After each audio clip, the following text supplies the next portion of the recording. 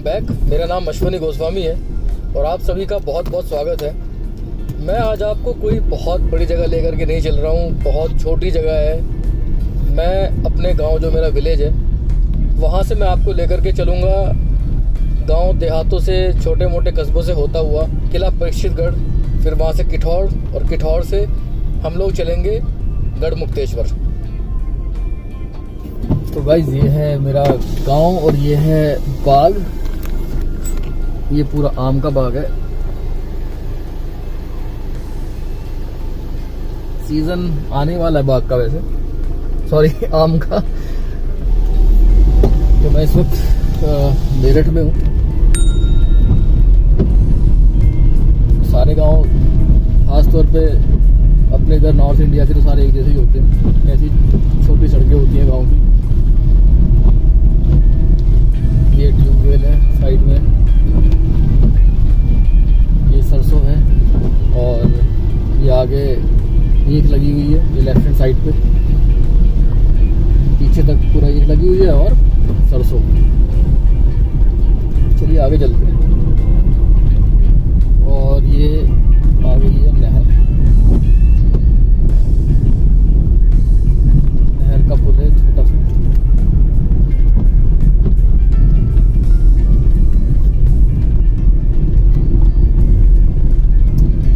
और मैं अभी चल रहा हूँ यहाँ से किला परीक्षितगढ़। आपने नाम सुना हो? खेतों से होता हुआ, अलग अलग गांव से होता हुआ। आपको पता ही होगा, राजा परीक्षित जो है वो अर्जुन के पोते थे। उन्हीं के नाम पर जो है किला परीक्षितगढ़ नाम पड़ा हुआ है। वहाँ पर एक किला भी था। वहाँ पर एक गांधार जगह है, किले के अंदर ही, किला के अंदर ही। और कहते हैं गांधारी का कुआं है वहाँ पर एक नहाने का पूरा जगह है, प्लस एक गुफा है उसके अंदर। गुफा तो नहीं कह सकते, टनल कह सकते हैं। गुफा का गलत बोल रहा हूँ। गुफा तो छोटी मोटी होती है, पूरी सुरंग है। हाँ, सही वर्ड है, सुरंग। सुरंग निकलती जाकर के हस्तिनापुर, कहते हैं। मतलब अगर मौका मिला तो मैं आपको दिखाऊंगा वो। तो गांधार है, गांधार के अंदर एक पानी का स्रोत है, कुआं है, और वहीं पर जो है एक सुरंग है। जो सुरंग यहाँ से किला परीक्षितगढ़ से हस्तिनापुर, आप जानते होंगे हस्तिनापुर राजधानी रही है कौरवों की बहुत सालों तक, तो वहाँ उसको कनेक्ट करती है। हस्तिनापुर में कभी आपको लेकर ही चलूंगा। आपको पता ही होगा, अभी मोदी जी ने बजट के अंदर मेरे ख्याल से शायद 4 साइट्स है आर्कियोलॉजिकल सर्वे ऑफ इंडिया की, जिन्होंने उसको एक टूरिस्ट स्पॉट डेवलप करने के लिए बोला है। तो राखी गढ़ी है उसके अंदर, राखी गढ़ी पड़ती है हरियाणा के अंदर, और एक ये मेरठ के अंदर पड़ता है हस्तिनापुर। हस्तिनापुर में गया हूँ, वैसे कुछ वहाँ पे है नहीं, रिमेन्स वगैरह कुछ ऐसा कुछ है नहीं, बट ऊंचे ऊंचे टीले से हैं। बताते हैं कि यहाँ पर ही महल हुआ करता था। तो हो सकता है अभी दोबारा से कुछ एक्सकेवेशन वगैरह हुआ हो, मैं रिसर्च करके बताऊंगा। अगर मैं दोनों जगह आपके लेके चलूंगा। राखी गढ़ी मुझे जाना है, और राखी गढ़ी के अलावा हस्तिनापुर तो मेरे पास ज़्यादा दूर पड़ता नहीं है यहाँ से, मेरे गांव से, तो वहाँ भी लेकर चलूंगा मैं आपको। तो 2 हेरिटेज साइट, तो या फिर आर्कियोलॉजिकल सर्वे ऑफ इंडिया की जो उन्होंने कहा है कि डेवलप करेंगे sites as a tourist destination, तो 2 तो मैं आपको दिखा ही सकता हूँ, जो कि हरियाणा में और एक यहाँ पर मेरठ में है। और आप देखेंगे यहाँ पर भी बाग है आम का। अपने क्षेत्र के अंदर बाग बहुत है, हर कुछ थोड़ी थोड़ी दूरी पर, हर गांव के अंदर। मेरे लेफ्ट हैंड साइड पर भी बाग है।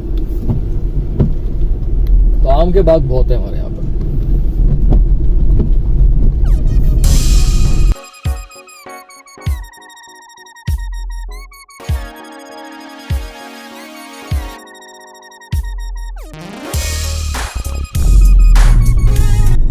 तो जी मैं आ गया हूँ मेरठ और किला रोड के ऊपर, और ये कस्बा है। और यही है किला परीक्षितगढ़। अचानक से ही कल से मौसम बड़ा ख़राब हो गया है। ख़राब बोलूँ या अच्छा बोलूँ, डिपेंड करता है। वीडियो शूट करने के लिए तो बहुत मौसम ख़राब है, और अगर वैसे बात की जाए तो बहुत अच्छा मौसम है। हल्की हल्की बारिश पड़ रही है कल से लगातार। रात तो बहुत तेज बारिश पड़ी है। तो एक कस्बा है यहाँ का, जैसे मैंने आपको बताया, किला परीक्षितगढ़। तो आसपास लगभग यहाँ पर कम से कम, जहाँ तक मुझे लगता है, 25-30 गांव पड़ते होंगे आसपास, पूरे इधर 10 किलोमीटर के रेडियस में। और सबसे बड़ा अगर कोई कस्बा है तो यही है। यहीं पर अनाज मंडी है, मेन पुलिस स्टेशन है, यहीं पर सहकारी बैंक जो हैं, जितने भी नेशनलाइज बैंक्स हैं जो किसानों को अपनी सेवाएं प्रदान करते हैं, उनकी सभी की ब्रांचेस बैंकों की इसी कस्बे के अंदर है।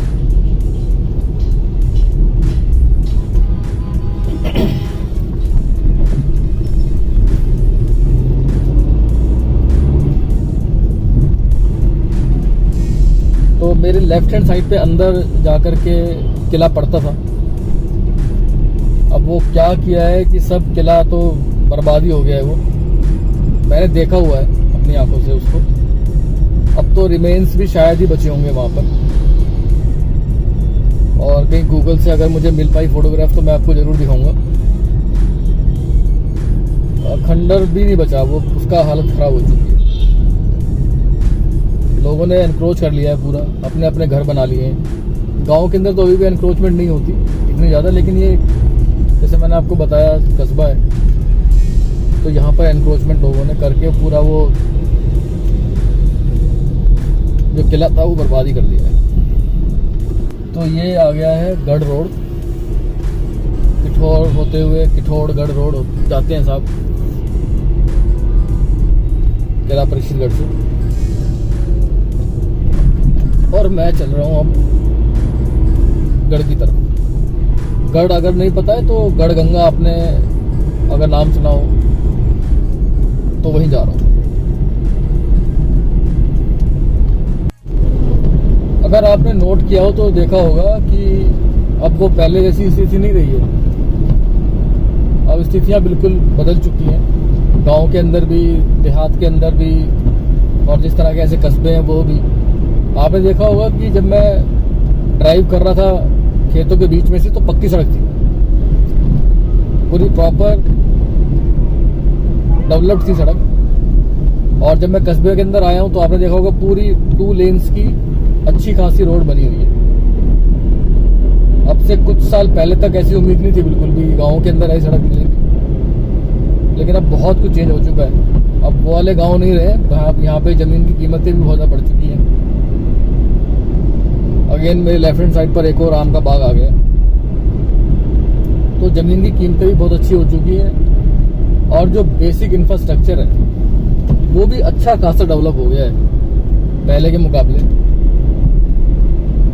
और लाइट आप जानते ही हैं बहुत अच्छी अब आज की तारीख में स्थिति हो चुकी है। लाइट की जाती है नो डाउट, लेकिन टाइम फिक्स है कि भाई इतने दिन के लिए रात को जाएगी, इतने दिन के लिए दिन में जाएगी। अगर रात को भी जा रही है तो इतने घंटे आएगी आएगी, और दिन के अंदर अगर जहाँ पे सिंचाई हो रही है तो वो पूरे टाइम फिक्स है।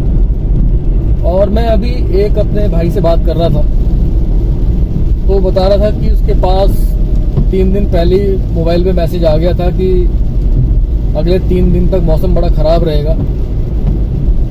तो मैंने पूछा उससे कि यार किसने मैसेज भेजा तुमने? तो उसने बोला कि हमारे पास जब भी कोई मौसम ख़राब होता है तो यहाँ की जो पता नहीं एग्जैक्टली वो क्या नाम बता रहा था, मैं नाम भूल गया हूँ, लेकिन आप मान सकते हैं जो भी यहाँ पे मैट डिपार्टमेंट होगा, तो जितने भी किसान हैं उन सब के मोबाइल जो है रजिस्टर्ड है वहाँ पर। तो उनके पास मैसेज पहुँच जाता है कि इस दिनों जो है ओलावृष्टि होने की संभावना है, बारिश पड़ने की संभावना है, इतने दिन तक मौसम ख़राब रहेगा। तो मुझे तो यार I was shock, literally I was shock कि किसानों को मतलब एक लेवल तक जाकर के, बिल्कुल ग्राउंड लेवल तक जाकर के इन्फॉर्मेशन मिल रही है एडवांस में, वो भी 2 दिन पहले 3 दिन पहले, कि भैया जो भी आपको काम निपटा लो, तो 3 दिन बाद मौसम खराब होने वाला है। ऐसी फिर जो लोन्स स्कीम है, तो उसने मुझे बताया कि आज की तारीख में जो बेसिक जो क्रेडिट कार्ड बनता है, किसान क्रेडिट कार्ड, वो तो बनता ही है, उसकी भी लिमिट अच्छी खासी कर दी है। और पर हेक्टेयर का या एकड़ का कुछ उसका क्राइटेरिया है, तो वो तो मैं डिस्क्लोज नहीं कर रहा हूँ कि कितना उसको क्रेडिट कार्ड मिला, लेकिन अच्छी खासी उसको, मैं उम्मीद नहीं कर सकता इतने का क्रेडिट कार्ड मेरा शहर में नहीं है जितने अमाउंट का क्रेडिट कार्ड उसको यहाँ पे मिला हुआ है। और ऑटोमेटिकली उसकी हर साल 10% जो है उसके ऊपर उसका वो इजाफा हो जाएगा, प्रिंसिपल बढ़ जाएगा हर साल 10%। और जो उसके ऊपर रेट ऑफ इंटरेस्ट है वो सिर्फ 40 पैसे का है, 40 पैसा। इसके अलावा उनको 2 क्रेडिट कार्ड और 2 लिमिट और मिली हुई है, ले सकते हो अगर चाहे तो। जितना क्रेडिट कार्ड है उसके 50% की और शायद। और जो घर की लेडी है, सुकन्या कुछ योजना करके उन्होंने कुछ इशू कार्ड इशू कर रहे हैं, तो एक बहुत ही अच्छा जो है क्रेडिट फैसिलिटी किसानों को मिल रही है। पहले आपको पता होगा किसान लोकल लाला से, बनिए से पैसा उधार लेता था और उसका चक्रवर्ती ब्याज, जिसको कंपाउंड इंटरेस्ट बोलते हैं, वो लगाता था और वो रेट 5%, 10% तक पहुंचता था कि 1 साल के अंदर पता चल रहा है 2 साल के अंदर उसका ब्याज ही डबल हो गया है। लेकिन आज 40 पैसे के रेट ऑफ इंटरेस्ट के ऊपर, मतलब इतना अच्छी फैसिलिटी आज मिल रही है, स्कीम्स इतनी सारी किसानों के लिए, तो मुझे बहुत खुशी हो रही है जान करके ये वाली बात।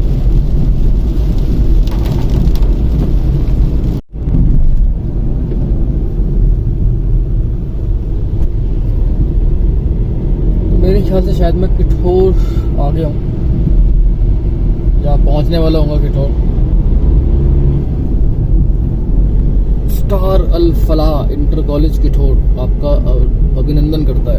तो किठौर आ गया साहब। तो किठौर भी किला की तरह, जैसा अभी मैंने अभी पूरा पीछे अभी मैं निकला हूँ जिस कस्बे से, लगभग उतना ही, उससे थोड़ा बड़ा ही होगा किठौर, किला पक्षीगढ़ से। तो जैसे हर 20-25 गाँव के आसपास एक कस्बा होता है, तो सेम किठौर भी कस्बा बहुत शानदार खूबसूरत। यहाँ पर आप देखेंगे झील बनी हुई है, यहाँ पर झील बनी हुई है, यहाँ पर तालाब है, और प्रॉपर यार अच्छी तरीके से मेंटेन किया हुआ है। तो सफाई तो काफी अच्छी नजर आ रही है। ऐसा नहीं है कि गंदगी मुझे कहीं अभी तक के पूरे इसके अंदर मुझे कहीं गांव में या यहाँ पर देहात के अंदर, कस्बों के अंदर मुझे कहीं पर भी ऐसी कुछ गंदगी बिल्कुल नजर नहीं आई है। प्रॉपर सड़कें बनी हुई हैं, साफ सुथरी हैं, और प्रॉपर आप देख रहे होंगे बिल्कुल जो मार्किंग है, डिवाइडिंग जो लेन्स के लिए मार्किंग होती है बीच में सड़क की, हुई प्रॉपर बनी हुई है। तो यार गांव काफी हद तक सुधर रहे हैं। जैसे पहले हाल था, बिल्कुल गंदगी रहती थी गाँवों के अंदर, जाकर के देखते थे आप लोग, अब ऐसा नहीं रहा है, बहुत चेंज आ चुका है। और लोग सफाई के लिए बहुत जागरूक हुए हैं, मैंने एक बात देखी है। ऐसी आपको कहीं भी कूड़े का ढेर नजर नहीं आएगा, जबकि अच्छा खासा बड़ा कस्बा है ये, लेकिन कहीं पर भी मुझे अभी तक कहीं से कहीं तक भी मुझे कहीं जरा सा भी कूड़े का ढेर, कचरा इधर उधर फैला हुआ नहीं मिला। तो सफाई की तरफ तो लोग जागरूक हुए हैं यार।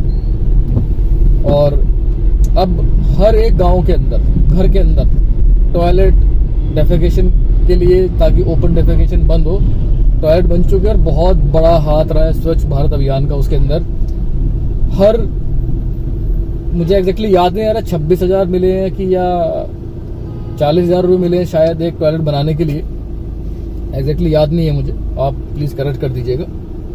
मेरे ख्याल से 26,000 रुपये या 40,000 रुपये के आसपास मिला है हर एक इंडिविजुअल को अपने घर के अंदर टॉयलेट बनाने के लिए। और उसका बहुत बड़ा हाथ रहा है यार कि ओपन डेफेकेशन बंद हुआ है। आज हम कह सकते हैं कि 100% तो नहीं है, गवर्नमेंट क्लेम करती है 100% डेफिकेशन फ्री है, 100% तो नहीं है, लेकिन हाँ आप कह सकते हो 90% तक ओपन डेफिकेशन बंद हुआ है। उसके अंदर बहुत सारा काम, मैं एक आपको नाम बताऊंगा, शायद आपने अगर दिल्ली के रहने वाले तो नाम सुना हो, DUSIB, Delhi urban shelter improvement board. उसने बहुत अच्छा काम किया दिल्ली के अंदर। ये इंडिपेंडेंट बॉडी है और 2010 में ये इंडिपेंडेंट बॉडी बनी है। इससे पहले ये MCD का पार्ट थी, उससे पहले DDA का पार्ट थी, फिर अब इंडिपेंडेंट बॉडी बन गई है। तो वो क्या करती है, वो जितने भी स्लम एरियाज हैं उनको रिहेबिलिटेशन रीडेवलपमेंट का उनका काम है। और आपने देखा होगा स्लम एरियाज के अंदर मैक्सिमम डेफिकेशन होता था, ओपन डेफिकेशन, उन्होंने उसको काफी हद तक 99% बंद कर दिया है। हर जगह उन्होंने रीडेवलप कर दिए हैं लैट्रिन बाथरूम, और लोगों को उस चीज से छुटकारा मिला है ओपन डेफिकेशन से। तो बहुत बड़ा काम किया DUSIB ने। कभी आप देखें तो आपको लगेगा, नजर आएंगे DUSIB के बोर्ड लगे हुए हैं जगह जगह जहां पर भी स्लम एरियाज थे। तो इधर कोतवाली आ गई है साहब, कोतवाली किठौर, और एक अब किठौर से हम लोग गढ़ की तरफ चल रहे हैं, जैसा मैंने आपको बताया था। मौसम अभी भी खराब है, बारिश हल्की हल्की पड़ रही है, लेकिन मजा आ रहा है, बहुत बढ़िया वाला मौसम हो गया है। गढ़ रोड शाहजहानपुर, यार ये जो भी गांव है शाहजहानपुर मुझे बहुत पसंद आ रहा है। दोनों तरफ नर्सरियां हैं, जैसे पौधशाला नर्सरी जिसको बोलते हैं, और बहुत ही खूबसूरत गांव है शाहजहानपुर, जहां पर ये left hand side degree college है। अच्छा गांव है यार। तो गाइस मौसम और भी बढ़िया हो गया है, अब मैं खराब नहीं बोलूंगा इसको, बढ़िया हो गया है और भी, और झमाझम बारिश पड़ रही है। वीडियो शायद क्लियर ना आए, उसके लिए माफी है,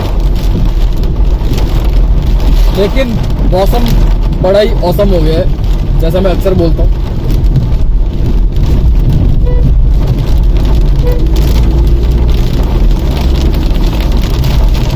और अभी ऐसा नहीं है कि शाम हो गई हो, शाम नहीं हुई है अभी, शाम को अभी टाइम है, लेकिन अंधेरा छा गया है।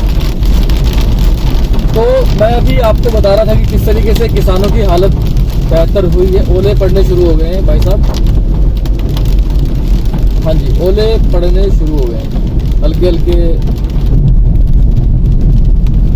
हाँ, तो मैं ये बोल रहा था कि किसानों की जो हालत है in term of financial condition, government ने तो मुझे लगता है काफी कोशिश की है। और मैं यहाँ पर सिर्फ ये नहीं कहना चाहता कि बीजेपी की गवर्नमेंट ने की है, क्योंकि इस वक्त बीजेपी की गवर्नमेंट उत्तर प्रदेश में और सेंटर में, ये पहले से ही सभी ने इसके ऊपर काम किया है। और अब जैसा कि ट्रैकिंग बड़ी आसानी से हो पाती है फंड्स की, जब से चीजें डिजिटल हुई हैं। पहले देखिए नेटवर्क इतना स्ट्रांग नहीं था, डिजिटल नेटवर्क जिसको बोलते हैं। जो नेटवर्क था भी वो बहुत महंगा था, उसको अफोर्ड करना अपने आप में बहुत महंगा था किसानों के लिए भी।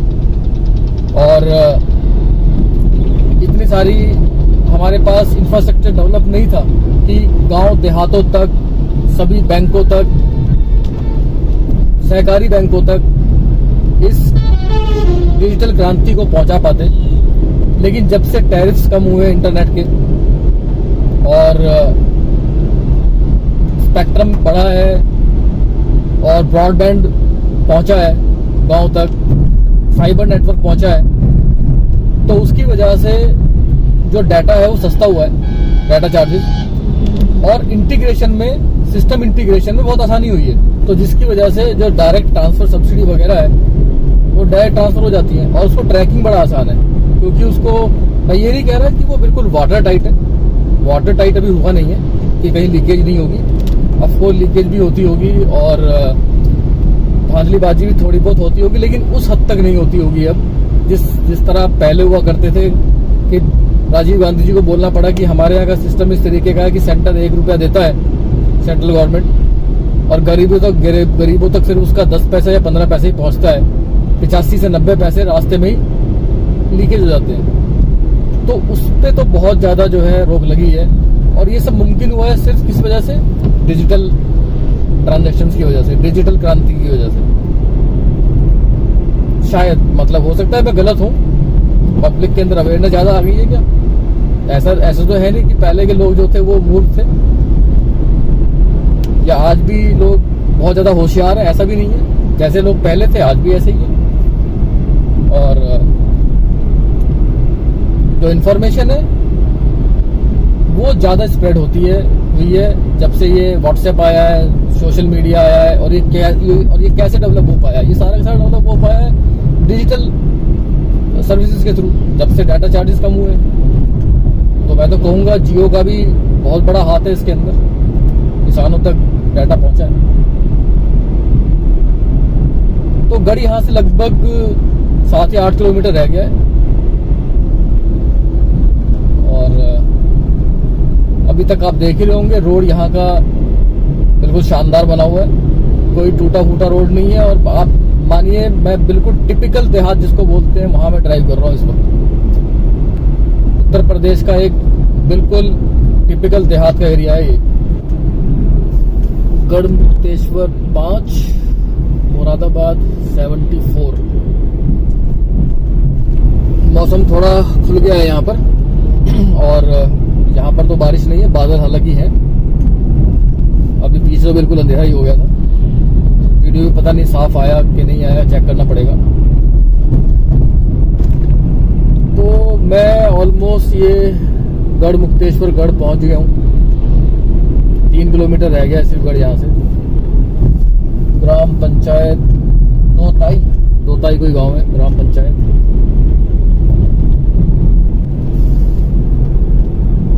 तो गाइस ये लीजिए मैं गढ़ पहुंच गया हूँ। लिखा हुआ है पर्यटन तीर्थ क्षेत्र गढ़मुक्तेश्वर आपका स्वागत करता है।